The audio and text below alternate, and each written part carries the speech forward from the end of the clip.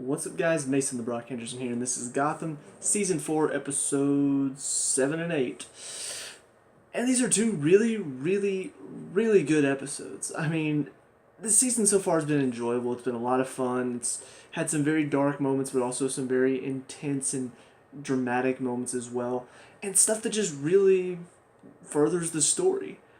So, obviously, last time we left off, Professor Pig is running amok on the city, and so of course all of GCPD is freaking out. There's kind of a little bit of a split between Gordon and then everybody else in the GCPD, so it's a pretty one-sided split. But ultimately, this first of these two episodes, episode 7, A Day in the Narrows, very good start to these two, because we pick up right where we left off. Pig, we saw him with a bunch of pigs in a barn or some sort. And so he was talking about how tomorrow will be the day Gotham will remember for whatever. He's just pretty much talking to the pigs, talking to himself, and showing how crazy he is. And so we do have a very interesting plot set forth. So we see him send a bunch of pig heads to the GCPD, which of course freaks them out even more. Most of them don't even want to go into work because they're scared of what could happen. And so he takes, I think they said 3 cops? Yes. They took 3 cops from a patrol. And so Gordon is like, alright, let's track him down. But Bullock wants to use Penguin's help. He has these guys come in that Penguin offered them. One is called Headhunter. I was kind of sad because he's like, I'm going to be taking Victor Zsasz's place for the day. And I'm like, oh, no Victor Zsasz in this episode, but I love Victor. But pretty much he's just there to be kind of funny, kind of like the antagonist to Jim in this episode, the guy that's very cocky and very full of himself, but Jim is trying not to just haul off and whack him pretty much. So they go to the Narrows, where it's just pretty much nobody wants to talk to the cops because everybody feels like they can't. It's almost like you're snitching on somebody else if you talk to the cops, because the cops are a bunch of pigs, no pun intended. So yeah, obviously they're having difficulty trying to get information out of anybody. Penguin's men and the GCPD are all beating people trying to get information, and so Jim just keeps get off him, he could be a witness, come on, everybody stop fighting. And so finally goes to this one room where there's a woman, and it looks like she's taking care of either her husband or her father, who's very old and very sickly, got an oxygen mask on. Well, Headhunter comes into the room and drags him all the way out to the street and threatens to shoot him if nobody gives up the information. So, of course, this leads to a big, everybody's pointing their guns at everybody and, put your weapons down. So, eventually the woman finally comes out and reveals what happened and who was taken and stuff like that. So, they finally find a couple of the cops. One of the cops is still alive, so Gordon rides with him in the ambulance and kind of has this nice little emotional moment with this guy, and he's pretty much saying, Jim, you're one of the good ones. I'm trying to help. I want to help you. At the time, I was kind of part of me was this can't be Pig, right? Because Pig doesn't have a beard or anything, so this can't be him, right? At the time, I was a little bit suspicious, but in the moment, I'm thinking, okay, maybe they're showing that there are some cops that are just scared into Penguin's whole thing. They kind of got wrapped up in it. They were doing a couple things for Penguin, and then ultimately it just got too much for them to handle, and they had to do something or their lives were in danger. And I thought maybe that's what they were showing, is that some of the cops, that's their situation. But ultimately, it is Pig. And one of the things that I wasn't aware of, because the only other reference I've seen to Professor Pig has been on the Arkham Knight, the video game. I didn't know he was apparently very good at disguises. So, yeah, apparently the whole mustache, even the nose that was different, was all just a disguise. He sends Jim and all the cops to this one area where he says the last remaining cop is. But he calls Jim right before they're about to raid the place to warn him and say, it's a trap. That's not, if you go in there, you're going to die, and then reveals that he was the guy in the ambulance as well. So, of course, Jim is like, guys, don't go in there, it's a trap. Clearly, he's trying to set something up. But Penguin's like, no, he's just trying to throw you off the scent because he doesn't want us to come in there.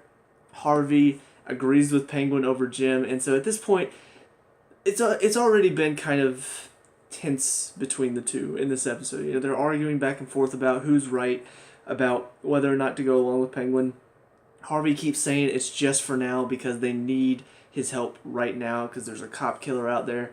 And so this is kind of where it all sort of escalates. And Jim is saying, look, this is a trap. Harvey's not listening to him.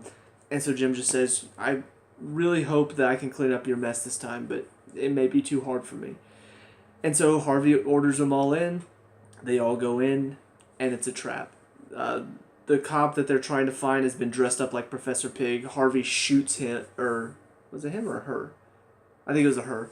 But shoots her, and then they go and find out, oh, this is actually the cop that I just shot, and this is a mannequin. And then all of a sudden, these two machine guns just start like spraying bullets everywhere, trying to, you know, a lot of cops get killed. Some of them are pinned down. And so, of course, everybody's like freaking out outside. Jim's out there. He's like, that's not our guns. This is something else. It was a trap. So Penguin orders a couple of guys in there, and they, of course, are just like, I'm not getting killed for this. So Jim grabs I think it was like a grenade launcher, and just runs inside and blows up both of the machine guns. Don't know exactly what they're called, but they're like turrets, pretty much. And so, of course, saves the day, saves everybody in there, including Headhunter, who got shot in the eye. And so, yeah, just saves the day. And, of course, all the media is like, Jim Gordon, how did you do this? What made you stand up and save the day? And, of course, he's being all humble and just like, you know, it's just what we do. You know, if Professor Pig is out there, we're going to find you. We're going to catch you. And so, of course, you know, it is kind of a nice moment for Jim. But on top of that, we also see that Harvey finally steps up because this one guy gets brought in. He's like, no, I have a license, I swear. He's like, wait, it's in my boot, it's in my boot. So they grab it, and then this one cop who's, I think he was kind of antagonizing Jim a couple episodes ago or something. He looked kind of familiar. I think he was one of the cops that just sort of stepped up at one point and said, look, we're too scared to do anything about this. But he grabs the license and no, wait, we're not accepting these anymore, rips it in half, and then gives Jim a nod. I'm just like, yes, thank you. Finally, suck it, Penguin. So, yeah, it was a very nice moment. It's overall, this episode just really did a good job of building up the tension, but also showing that Jim he still has the ability to be in control, and he still has the ability to lead in a situation, and also just kind of furthers his cause a little bit more, shows that Penguin is not the best person to have in charge because he doesn't think very tactically. He thinks more on impulse and just sort of runs into situations that put people's lives in danger. So yeah, it was a very good episode for that. Aside from that, I think the only other story really going on in this episode was seeing Sophia. I think she was involved. I can't remember how. The thing is, these two episodes kind of run together because they're almost a continuation of each other, so I'm trying to remember whether she was involved in this episode or not. I feel like she was a little bit, but it was mainly just Penguin complaining to her. Actually, I think that's what it was. Most of this episode was talking to her about the fact that he has the GCPD under his control, the fact that everything works out, they've captured the Professor Pig, or they're on his trail or something like that because of what he's done for the GCPD. And she's pretty much just like, she's shooting down a lot of his ideas, but she's doing it in a way where she's making it seem like she is trying to help him. But of course, he just blows her off because he thinks he knows everything. His arrogance is putting him in a position to where most of the information and the help she's offering is either just kind of flowing over his head or he just shoots her down. But she's still trying to help him and just pretty much gaining his respect and his trust. And so at some point she does kind of have him almost eating out of her hand, to the point where he goes to her for help in a dire situation. So it was kind of interesting, but really the main focus on this one was definitely seeing Jim try to take down Professor Pig and sort of gain the respect of the GCPD back. And this does lead into episode 8, Stop Hitting Yourself. I'll get to that title in just a second. But yeah, it leads into this episode because we see that the mayor offers Jim the position of captain. And nothing to do with Penguin. Apparently it was all Sophia's doing. She talk to him and sort of put some ideas in his head to make him think maybe the time of Penguin is over. And so, of course, he's just like, maybe you're right, and gets Jim nominated for the position because he's the only candidate that will not go along with Penguin and will pretty much say, no, we're not doing that. So he gets the offer, but of course he doesn't want to screw over Harvey in the process. But we see in this episode, the main focus is Harvey not doing his job well. You know, we've seen him struggle in the past. We've seen him have, some rough times as a captain. But this season has really started to turn him into a lot more of a screw-up and show that he's not the best person to lead the job. He's been a decent fill-in for Barnes, but now it's like he's taking pay from Penguin. He's going along with what Penguin is saying, and now he's not doing his job. He's not doing the job well enough, and he's wimping out as a captain. They have this ceremony for cops who get shot in the line of duty, and he's supposed to present them the bullets that they were shot with. And so, of course, one of the bullets being the one that he shot the cop with in the last episode. And, of course, that's going to be tough. But to be captain, you have to be able to do the tough stuff like that. He could have earned their respect in that moment. And Jim even says this later. He could have earned their respect by showing up to do something as difficult as that. But he chickens out. And so it's at that moment that I'm like, Jim's going to see it now. And sure enough, he does. He sees that Harvey's just not fit to be captain. And so by the end of the episode, he signs it, he gives it to Harvey and says, I'm relieving you of your duty. And of course, Bullock flies off the handle at him. And it's kind of making me hate Bullock this season, and I understand what they're trying to do. I understand they're trying to turn him into a little bit more of a dislikable character because Jim's supposed to take over for him. But I don't know, I kind of wish maybe they had left him a little bit more understanding, a little bit more, I guess, like he's struggling. He's struggling to deal with all of the stuff going on, and it's just overwhelming him, and that's why he's having this trouble. Instead of just turning him to a complete jackass who, is blaming Jim for all this. Whenever Jim hands him this, he's like, what'd you have to do to get this, huh? This is what you always wanted. Your bill will come to, you'll have to come pay it at some point. And, just pretty much calls him out and says that he must have had to do something terrible to get this position, when in reality, you don't deserve it. You did not do enough to deserve to be captain, so of course you're being relieved of your job. So yeah, I don't know. I wish they made him a little bit more sympathetic, a little bit more understanding, because then it would make Jim taking the job even harder. But as it is right now, it's very easy for him to take the job because Harvey made it an easy decision. So, but yeah, Jim's captain now. He does sort of call out Sophia at the end of the episode saying that, the fact that you had to do this, it's not right. Maybe it's time you leave now. And of course she's just like, yeah, come on, Jim, being all seductive and stuff. Let's go have dinner together. But he turns her down, and ultimately I'm thinking he's going to make an enemy of her in the next couple episodes, which of course will not be good because she kind of has the town in her palm right now. So yeah, I'm a bit curious to see where this is going to lead next, but it seems like he's sort of cutting off ties from her. So, but that's pretty much all that happens with Jim and Harvey in this one. No real case to go on, just dealing with the aftermath of the pig case and Jim becoming captain. The real focus of this one, as the title says, Stop Hitting Yourself, was on Grundy. When I saw this, I'm like, what is this about? And so the very first battle Grundy goes into, tears off the guy's arm and starts beating him to death with it. It was brutal. It was kind of funny because the crowd is chanting, stop hitting yourself. But most of all, it shows that this show is just like, yeah, we're going to have fun. We're going to do some very brutal, grotesque stuff, but we're going to have fun doing it. Because, yeah, that definitely left an impression. See the guy's arm just come ripping off. The effects on it were very well done. It left an impact, just like the guy's arm on his head. Ugh.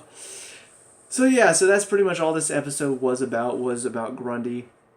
Penguin finds out Nigma is apparently building sort of this, I don't want to say it's a resistance or a revolution, but it's almost like he's hyping up the Narrows to fight back against Penguin. He has this little show where he puts on a penguin mask and he's all like, I'm going to send my goons after you, and does a very, very good Cobblepot impression. I have to wonder if, because, they did work together a lot last season, I have to wonder if Robin Lord Taylor and,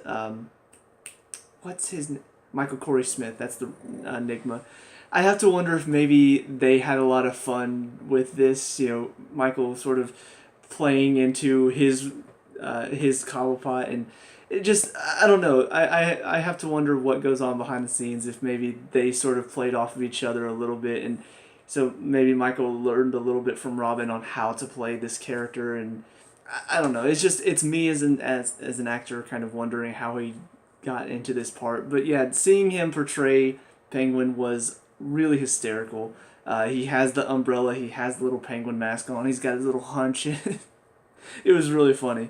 And ultimately, he's sending his goons and the GCPD after them, and then Grundy steps up and pretends to choke him out. And so that's this little show they put on before every fight, to show that Grundy is the champion of the Narrows. So that's what Nigma's been doing this whole time. It's kind of childish, but that's where Nigma's at right now. He doesn't have the brain power to really set up a great plan, because his brain is still messed up. And so he's just thinking kind of childish right now. And that's what we saw in the first few episodes where he came back. We saw his mind was a little bit, not just not as smart as he used to be, but very naive and very childish in the riddles that he made, and the plans that he put up. Whenever he told Lee, I'm going to do something really bad to your clinic, that's the type of person he is now. So to see him doing this, it totally makes sense for his character right now. But ultimately, Penguin hears about all of this. We come to find out apparently the leader of this group, Cherry, she was feeding information to Penguin. So yeah, he finds out about this. At the time he finds out about this, Barbara, Tabitha, and Selena. I totally forgot about Selena and Bruce in the last episode. I'm going to go back to that. We see Bruce, he goes through this little phase of kind of just partying and drinking, and this is after everything with Raish. You could see he's really struggling with all of it. He's got all this anger and stuff. Well, he decides to just go out and party and drink with this group of friends. This one girl, he's kind of he's enjoying his time with her, but basically he's turning into that party boy Bruce Wayne that will eventually become his alter ego to Batman. So I do like how they're handling this, and that was a lot of fun how they handled all of it. The one scene that stood out to me the most was this one guy keeps antagonizing him about Alfred. Does he buddle for you? Does he buddle for you? And then Bruce just starts beating the shit out of him, and then all of a sudden you realize, oh, it's all in his mind. It's just him thinking about what he could do to him right now, but probably not the best option. So yeah, that was kind of fun, but we also see Selena breaks into this biker gang's territory to steal some of their shipment, because she wants her and Tabitha and Barbara to start working together and really be a force to be reckoned with. So that's where this episode picks up on. We see the head of this biker gang wants them to pay for what they did because there were no license involved. They just went and stole from them. And so that's when the information comes in about Enigma. Penguin, of course, pissed off about this, is kind of trying to laugh and play it off, but then this one guy calls him the Riddler, and he just snaps and starts stabbing the crap out of him. And so he orders Barbara, Tabitha, and Selena to go get Enigma and bring him to him. And so that's pretty much their kind of, payment for what they did. And if they don't succeed, he sends Firefly to go take care of them. So they all go there to get Enigma. Of course, Tabitha sees Butch and is like, what is he doing alive? Barbara sees Butch and is freaked out, but she also sees Lee and is just like, oh, well, this is interesting, seeing Jim's ex-girlfriend, and I'm his ex-girlfriend. I'm going to go taunt her a little bit because that's just a lot of fun. And then, of course, Selena is the only one just like, okay, well, I guess I'll go get Enigma since everybody else is doing their own thing. So we see this all sort of culminates. Funny little scene between Barbara and Lee where Lee just smacks the crap out of Barbara. And Barbara's just like, the other cheek. Of course, that would be her reaction. But, interesting little conversation between those two. You can see the tension is still there. And I'll be very interested to see how they're going to handle their characters going forward. Tabitha is sort of ordered to fight Butch. This is later on down the episode. But Butch, you can see whenever he's fighting the very first guy that he rips the arm off of, as he's getting hit, he's starting to see glimpses of Tabitha back when he was Butch. And so once Tabitha steps in the ring, she starts hitting him, and he sees that again. and then he's like, Tabby? And then she knocks him out. And so very clearly there is still Butch in there, but I don't know how much Butch is in there. If this is just like whenever he's getting hit, it's sort of knocking his mind back or something. I don't know. I don't know how they're going to explain this, but clearly there's still a part of Butch in there that is trying to get out. And then Selena, of course, finds Enigma after the whole show and tricks him into thinking that she's just some random girl saying, hey, you did a really good job, mister. And then as he looks up, he's like, oh, crap, and then gets knocked out. So they're about to take him, but then Cherry steps in with Lee. Lee reveals that Cherry was involved with Penguin, and Firefly steps in, but Lee then takes Firefly out. She shoots her jetpack, which causes her to fly away. And so Barbara kills Cherry. Now all of a sudden Lee is in charge. And it's a very interesting thing to see Lee sort of step into this leadership role. And not even just leadership role, but she's leading kind of this gang-like group. It's not really something she's used to. I'll be interested to see what they're going to do with her character next, but clearly Enigma is trying to use this as kind of a step up for him as well. So it's not exactly the most clever plan, because at any time she could just say, all right, all of you people take care of him because I'm in charge now, see you later, Enigma. But at the same time, it is sort of like he's befriending her, he's helping her. So it might help him get a leg up in all of this situation. But ultimately, that's pretty much all that happens in this episode. We see a little bit of a, I don't know, not really much going on between Penguin and Sophia.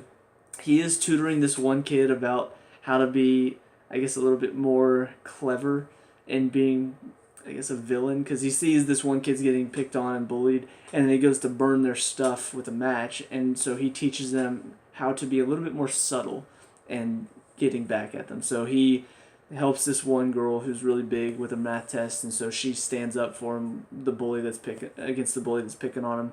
So yeah, not really much there. It's just kind of weird and thrown in out of nowhere. Penguin tutoring a kid in villainy, but it's a little thing. It's not really taking a lot of time, so it was funny enough. But that's about it for these 2 episodes. A lot of stuff going on. Very difficult to keep up with all of it in over 2 episodes, so if I missed anything, please let me know. We can talk about and discuss all that good stuff. And as always, leave a like and subscribe, future Gotham reviews. I'll see you guys in the next one. Peace out.